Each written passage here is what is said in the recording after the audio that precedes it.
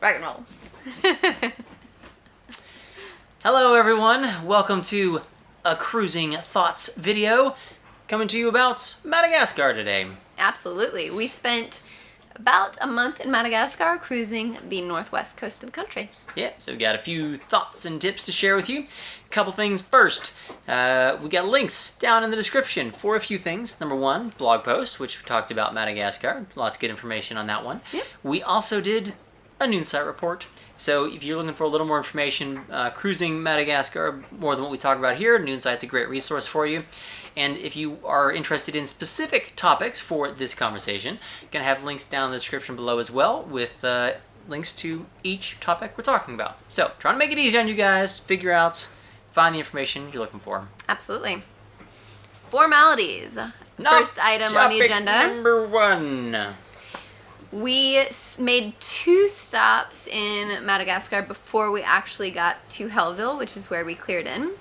Hellville's in Nosy Be, and basically you rock up and find Jimmy. And Jimmy is the guy, well, with the red hat. He's the guy. That's basically all we can say. He's the guy. There's a photo of him in our blog post and in our Noonsite report. But he finds the cruisers, and then he helps you do your formalities for a very nominal fee. Yeah, I think it was like less than $20 that we paid him for his assistance, and he took us around to the immigration people. He took us to the market and showed us the grocery stores. He helped us go get a SIM card. Yep. I mean, Jimmy's the man. He spent all day with us. Yeah, now, well I will worth it. say, like, the dock in Hellville is not the nicest place, and it is you're literally coming to the kind of commercial wharf, so there's a lot of people coming in and out on boats all day. Jimmy has another guy that works with him that keeps an eye on the dinghy for you, and I thought that was kind of well worth it just because the dock's a crowded place and you have to move the dinghies as the boats come in and out, all that stuff. So yeah, it's a bit of a hectic wharf. Yeah.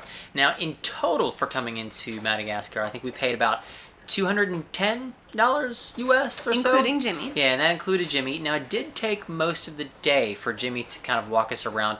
There is a immigration, quote, office right there in the wharf. It's the police station, and the police have to go out to the airport to get your visa and your passport. So that is what took primarily most of the time, was the police to get out and then come back. So just keep in mind that it takes a little while, but we got 60 days for that initial visa, which was a pretty good stretch of time. Yeah, that's plenty of time. Yeah. Now, for the departure, this is where it gets a little tricky for Madagascar. You are supposed to clear out locally and then clear out at the final big port you're in.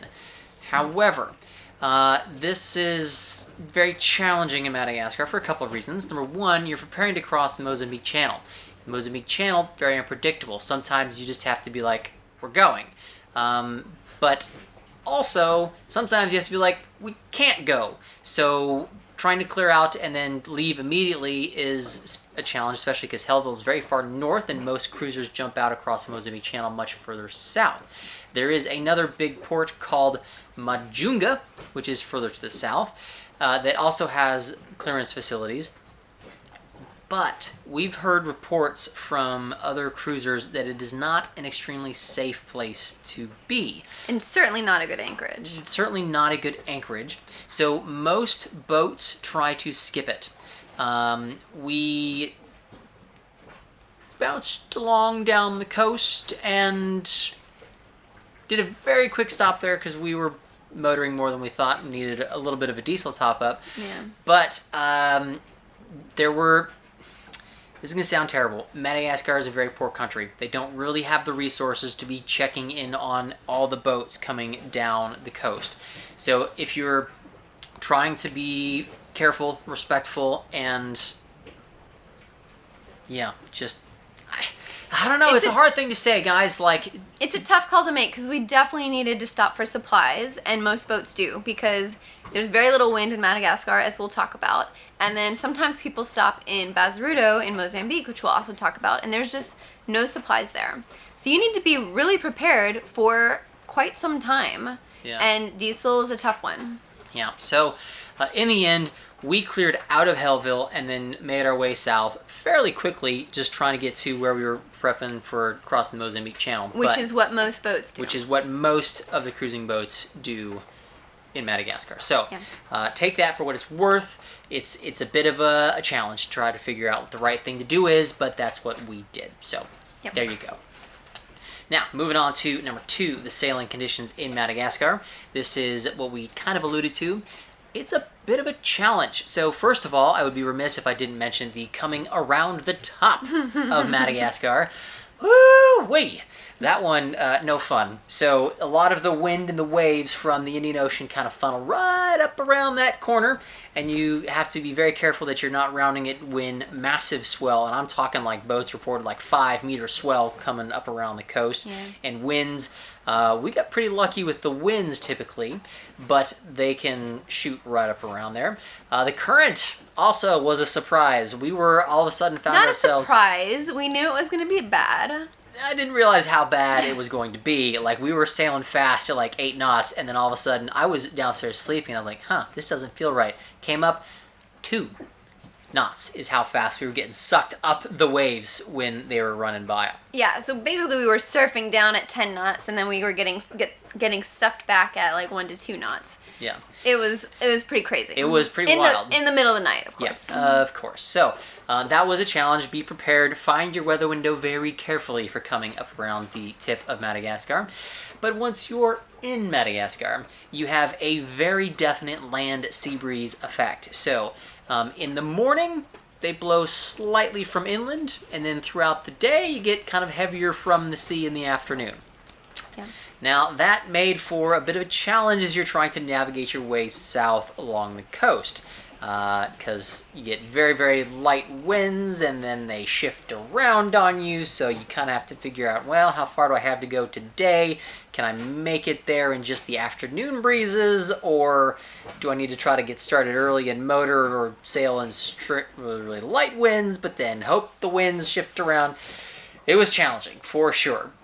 We ended up doing quite a bit more motoring than we thought we were going to, as we kind of mentioned, going from Hellville down south, typically because you are going a fairly long ways from anchorage to anchorage. So if you're going to try to get there in daylight hours, then some motoring was required. Absolutely. Yeah. So it's challenging to sail in Madagascar. It can be done, but be prepared for very light winds. Point number 3, general thoughts on anchorages and navigating.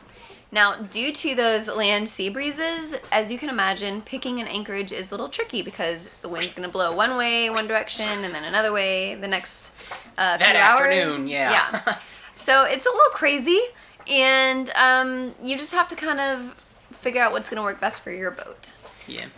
There were a lot of like little nooks and crannies, and there definitely are cruisers reports on various spots that you can stop in at.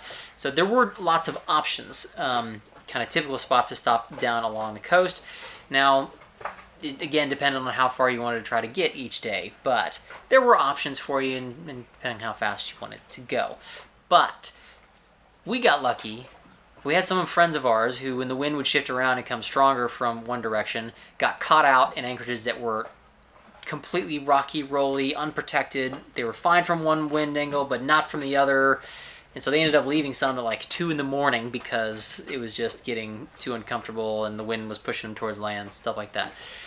So again, when you're looking for anchorages, evaluate from the wind coming from one direction and evaluate from the wind coming from another direction. Bit of a challenge. Yeah. Another thing that we struggled with in Madagascar was the soot and ash in the air. There's not a organized main like waste disposal system as you see in some poor countries, and people are just burning a lot of stuff, which meant that Starry Horizons was covered in ash a lot, and David had to wash the boat a lot. She was getting some good scrubbings for sure, so that's another thing to kind of keep in mind. Now, I do want to also talk about the crossing of the Mozambique Channel, because that does kind of fall into the navigating within Madagascar umbrella.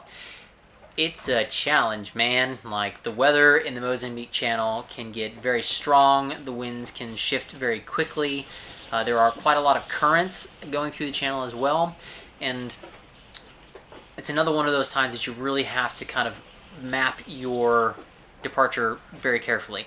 We again got super lucky that we made it far enough south. We'd anchored for one night. Do you remember the name of the last bay we were in? Valley Bay. Valley Bay. That's kind of the typical jump-off cruiser spot for cruisers. Everyone gets down to Valley Bay and they kind of wait for the weather to turn right across the Mozambique Channel, and then they go. We were a little bit behind a large group. They all saw a window and left. We got down to Valley Bay a few days later, and I looked and I said, this window actually looks better. So we left. And After one night in Valley Bay. And again, this is the challenge of trying to figure out when you're going to clear out, because when the weather is good, you have to just go. And so when we left, we got very lucky with the wind and the weather when we were out in the Mozambique Channel. Other boats had to stop in Mozambique at a place called Bazarudo to kind of like do a midway stop. So the weather was good for the first part of their trip. They stopped in Bazarudo, and then they did the second half down towards South Africa.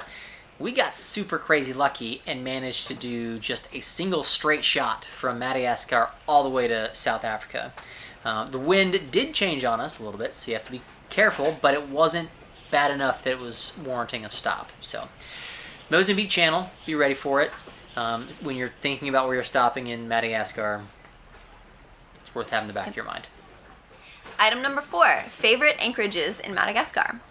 The first one is Crater Bay, because there's the Crater Bay Yacht Club, and that was kind of our base for doing things around the Nosy Be area. There are mooring balls, but you can also just anchor outside the mooring field and pay a small fee to bring your dinghy in, which is great. And it was, just kind of the cruiser hangout in Madagascar. Yeah, that was a spot a lot of cruisers congregated, especially up the yacht club. Now I will say it was nicer to be anchored further out, because the closer you were in, there was a definite change in the water clarity niceness. So when we anchored kind of way out at the edge of the anchorage, I was comfortable enough to run the water maker and stuff like that. Further on in, there was a lot of silt and stuff in the water, so worth keeping in mind that if you're going to grab a mooring ball, you might need to be going into the yacht club to be picking up some water or something like that. Now the yacht club had some food, which was nice. We went in for pizza a couple nights, which is always good. But the best thing about it for sure was that easy access to doing things around Nosy Be. Yeah, if you're gonna have two options, kind of Crater Bay or Hellville itself, Crater Bay is definitely, I think, the spot that I would recommend over those two. Yep. For our second spot, there's a place called Maramba. This is one of those anchorages that we found coming south down along the coast of Madagascar, and this was super cool because they had the baobab trees. Yeah. It was also a very protected and flat anchorage, which is nice. It was in a little bay, so we had no view of the horizon around us. It was land all around us, 360 degrees. So that was protected. We had the baobabs, we had the lemurs, and it was like we were on the tail end of a group of cruisers, so we had the whole bay to ourselves for a little while, which is pretty neat. It was just, Madagascar is known for the lemurs and the baobab trees. So if you find one spot that has both of them, that's pretty cool. I bet if we'd looked harder, we would have found chameleons too. Maybe the chameleons in Madagascar can hide a little better than the ones in Seychelles, I think. But yeah, so Maramba was definitely a good one. Now, there is another spot kind of up around the Nosy Be area that was called Sakatia. Sakatia. I can never pronounce these names. Never, ever. That was where we went for my birthday. There are a few lodges there, and we went diving with one of their dive centers, which is great. And then later that night, we came in and had a very nice 3-course dinner and some drinks, and just overall a very nice experience. It was very nice. Again, it needs to be said that Madagascar on the whole is one of the poorer countries that we've been to on our travels. But there are some fairly nice lodges and hotels and stuff like that as well. And how do you say it? Sakatia. Sakatia had some of those. So it was kind of a nice little mix to mix things up a bit, I guess. And a nice little bonus at Sakatia is that they have a protected area for green turtles. And you are pretty much guaranteed to see a green turtle when you go snorkeling in that little protected area.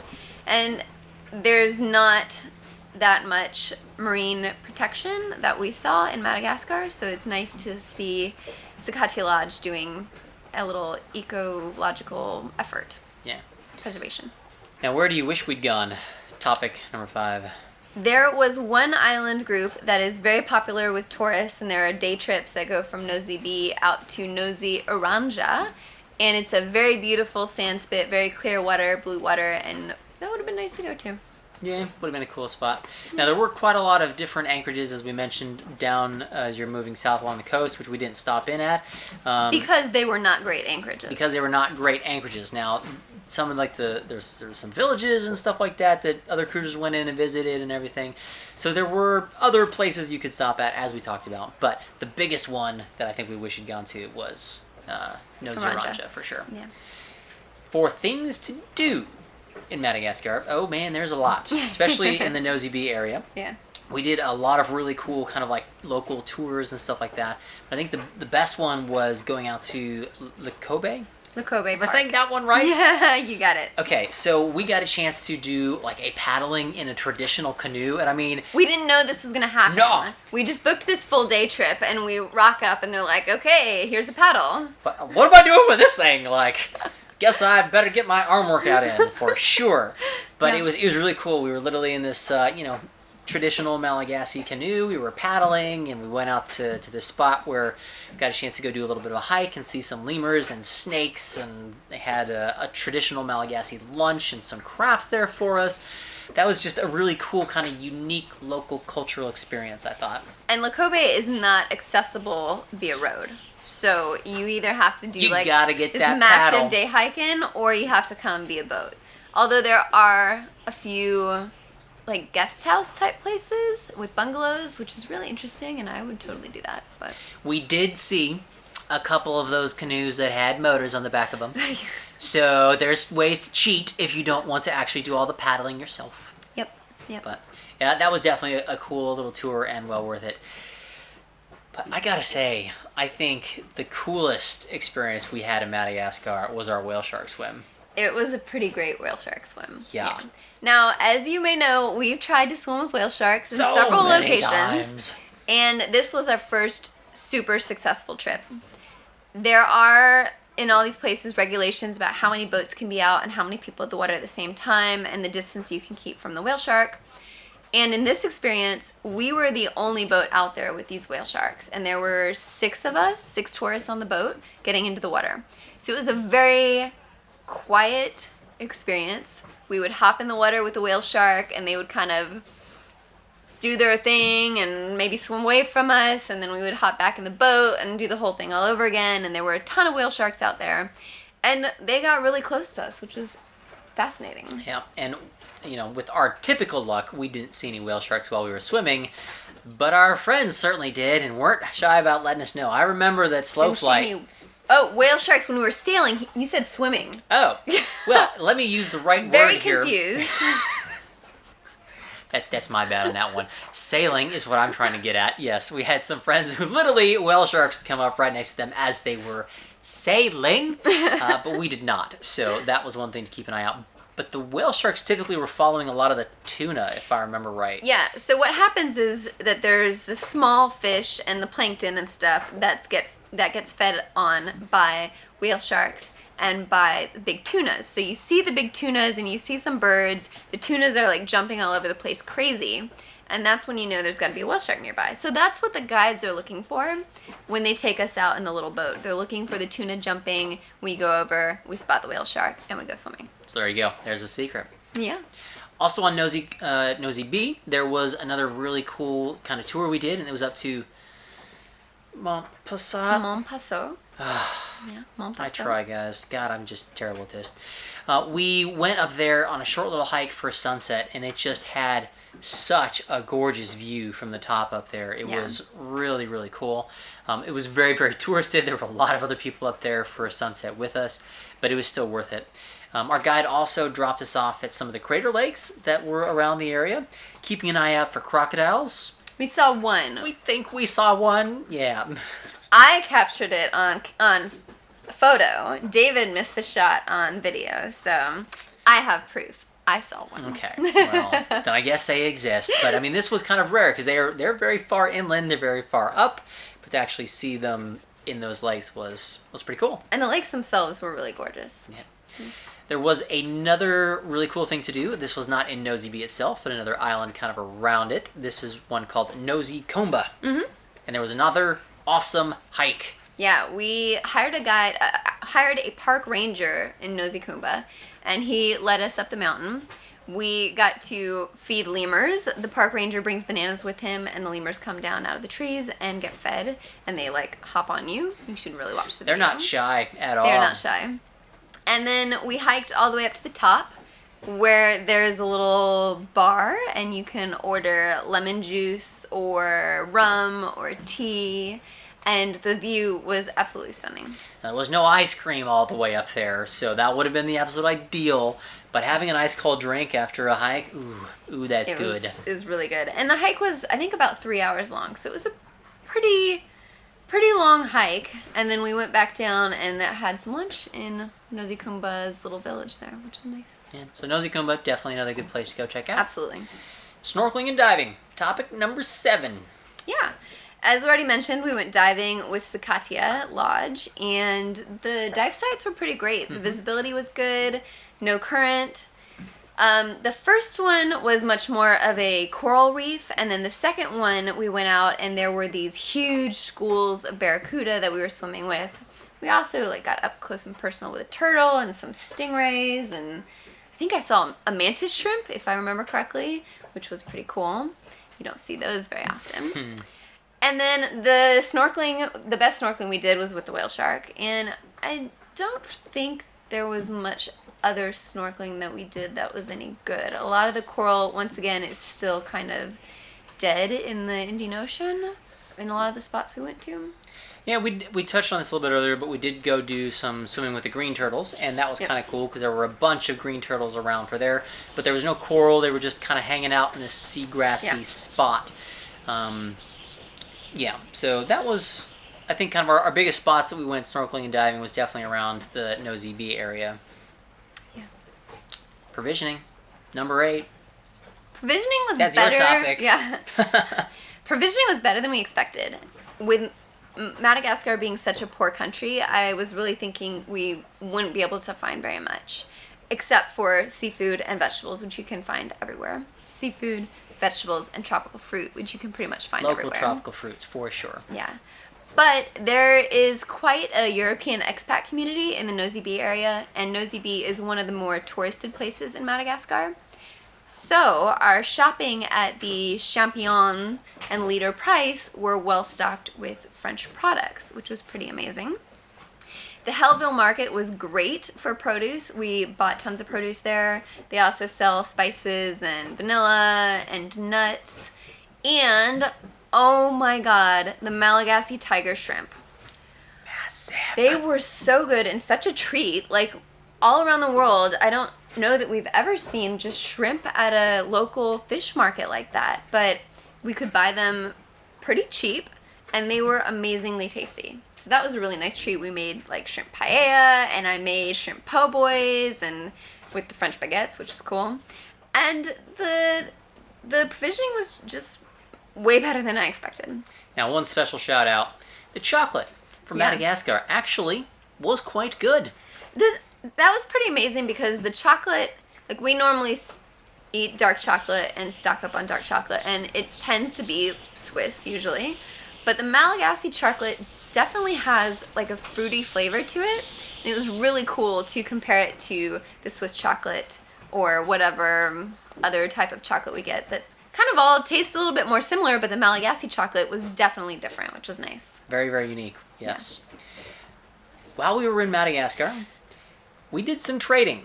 Yeah. And this was, we've done minor trading in the past, I would say, but this was the first time. You go to some of these villages, there's no market. They don't need bills. There's nowhere for them to go spend it. Yeah. So they really want to trade for items that cruisers have. Yeah. We did, backing up a little bit, when we were in Chagos, we read The Life-Changing Magic of Tidying Up. So we had gathered all this stuff that we didn't want to keep on Starry Horizons anymore, and a lot of it was perfectly good clothes and just stuff that we had excess of. one, we donated a lot of it in Nosy B, but two, we also kept some of it for trading. So people are asking for t-shirts, they're asking for snorkel gear, fishing gear, snorkel mask especially, and we were able to use those to trade. Another thing about Madagascar, speaking from a place of privilege, again, it's a very poor country, and I'm just not willing to haggle. So if people want to trade or get cash for certain things and they set a price, I'm fine with that. People really liked the snorkel masks. People really liked the t-shirts. So we were able to trade for things like fish, lobster, shrimp, bananas, limes, tomatoes. Basically, people were paddling up to us in canoes and trying to sell us or trade us the products. And that was really the first time we experienced a heavily traded economy like that. Yeah. There was a bit of a language barrier trying Huge to communicate, figuring out what they were offering, what we had to offer, and coming to a negotiated price. So that can be a bit of a challenge. It was, what was it, mostly Frenchish that they were? It was mostly French that they were speaking, and a cultural barrier as well, because the hand signals that they were trying to use to communicate with me were not really like coming through. And even when I would be talking about price, they wouldn't give me like, 1 mil, 2 mil. They were giving me the 17,000 or whatever that I don't understand in French, instead of using their fingers to help guide me, and that was really hard. There was also just, they're asking for things and you have to try to figure out what they're asking for when they're using words you don't understand and they're not using hand signals, and that soapbox, it was hard. Yeah, but we were able to come to some negotiations and got some delicious food out of it. Yep. And, it's nice that hopefully some of the items we were able to trade to them, 4 items, will be things they can use and help out in the future. Yeah, we don't trade, well, first of all, we don't smoke, so we don't carry cigarettes, but we don't trade for alcohol. We don't feel comfortable doing that. So we tried to trade for things that were beneficial for the people in their community. For example, if you want things to trade other than what I've already mentioned, a great thing to trade is over-the-counter medicines. So painkillers and prescriptions that you pick up in Nosy B with the French labeling, that would be a great thing to do. One of our local guides on one of the islands asked if we had medication for upset stomachs, and so these islands need medical care as well as basic necessities. I mean, it's really hard to just put this into words, but I mean, they are very remote. There's just nothing out there in these villages, and unless you're getting to them by boat, they're not going to be seeing people. So it was nice to be able to do some trading, I'd say. Yeah. Last topic for discussion. Internet, my specialty. There were kind of 2 major providers. One was Telma, the second one was Orange. When you're up in just the Nosy B area, I don't think it really matters too much which one you go with. Prices per gigabyte was pretty cheap, about $2 per gigabyte, so that was good. But when you get further south, the Telma internet coverage that we had was not great. It would drop out quite a bit. We'd maybe only have 2G coverage or something like that. Friends of ours that had the Orange SIM card experienced a lot better coverage as they made their way south. And, I mean, in general, we prefer to have internet coverage so that we can upload videos and stuff like that. For you guys. But also when you're trying to find weather forecasts across the Mozambique Channel and you're trying to do it on a 2G signal, that can be frustrating. So I would probably recommend going with Orange while you're in Madagascar. A lot of cruisers hang out in Bali Bay waiting to go across the Mozambique Channel, and we didn't have good service in Bali Bay with Telma, but our friends on Orange did. Yeah, so something to keep in mind, and go with Orange, I suppose. Yeah. Overall, what'd you think of Madagascar? Madagascar is a highlight for a lot of people cruising the Indian Ocean. Our friend Tom... I would say it was for us too. Like, we really enjoyed it. Yeah. Our friend Tom absolutely loved it. Lisa Dornfest, who also writes a great blog, she absolutely loves it as well. I mean, just a lot of people rave about it, and I can understand why. There are difficulties with it being very poor and a language barrier, but the wildlife wildlife was just amazing. Yeah. Yeah, I mean, the amount of endemic species they have there and the lack of tourism just means that you're going to have an amazing experience no matter where you go, which is really cool. And the scenery was great. I mean, Yeah. the islands and the elevation of the landscape around you is very tall. One thing we noticed was the air visibility was extremely clear. And we could see some mountains that I looked on the charts and they were like 50 miles away. I mean, it was insane. First of all, the mountains are huge. But it was just a really beautiful place. Yeah, I'd say it just has a very raw, visceral beauty to it. You know, Raw. it's Great. just it's not a very developed country, but you know, you really feel like you're in nature there, and that was something I really enjoyed about Madagascar. Yeah. Yeah. So, there you go, guys. 10 thoughts on cruising Madagascar. Hope you enjoyed it. We've got more of these coming up, and I think the next one, South Africa after this. Yeah. All right. Bye, y'all. See y'all later.